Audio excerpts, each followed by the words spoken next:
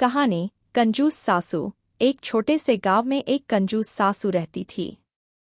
उसका नाम था सावित्री। सावित्री के पास बहुत सारी संपत्ति थी, लेकिन वह अपनी दौलत को छुपाकर रखती थी और किसी को भी मदद नहीं करती थी। उसकी बहू राधा घर के सारे काम करती और हमेशा सासू माँ से थोड़ी सी मदद की उम्मीद रखती थी। एक दिन गांव में एक साधु आया। उसने गांव वालों को बताया कि एक पेड़ के नीचे खजाना गड़ा है। सारे गांव वाले उस साधु की बात सुनकर खजाना ढूंढने में लग गए। सावित्री को भी यह बात पता चली और उसने सोचा कि अगर यह सच है तो और भी धन मिल जाएगा। सावित्री ने साधु को अपने घर बुलाया और उसे खाने के लिए न्योता दिया।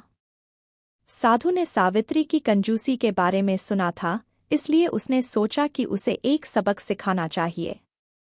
साधु ने सावित्री से कहा, मैं तुम्हारे घर का भोजन नहीं कर सकता, लेकिन मैं तुम्हें एक अमूल्य रत्न दे सकता हूँ। सावित्री की आंखें चमक उठीं और उसने पूछा, वह रत्न क्या है? साधु ने मुस्कुराते हुए कहा, यह रत्न तुम्हारे दिल में है। जब तुम दूसरों की मदद करोगी और उन्हें खुशी दोगी तो यह रत्न तुम्हारे जीवन में चमक उठेगा। सावित्री ने सोचा कि साधु मजाक कर रहा है। साधु वहां से चला गया। कुछ दिनों बाद सावित्री ने देखा कि उसकी बहू राधा बीमार पड़ गई है। उसने पहली बार अपनी बहू की सेवा करने की सोची। उसने राधा के लिए दवाई और अच्छे भोजन की व्यवस्था की।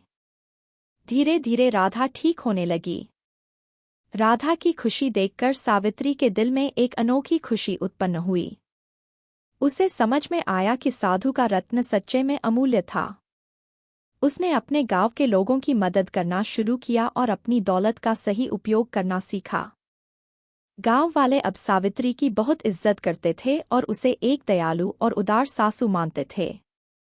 सावित्री ने समझ लिया कि असली दौलत दिल की खुशी में है, न कि छुपाकर रखी गई संपत्ति में। इस तरह सावित्री कंजूस से एक दयालु सासू बन गई और उसके जीवन में सच्ची खुशहाली आ गई। सीख: यह कहानी हमें सिखाती है कि सच्ची दौलत हमारे दिल में होती है और दूसरों की मदद करके हम असली खुशी पा सकते हैं।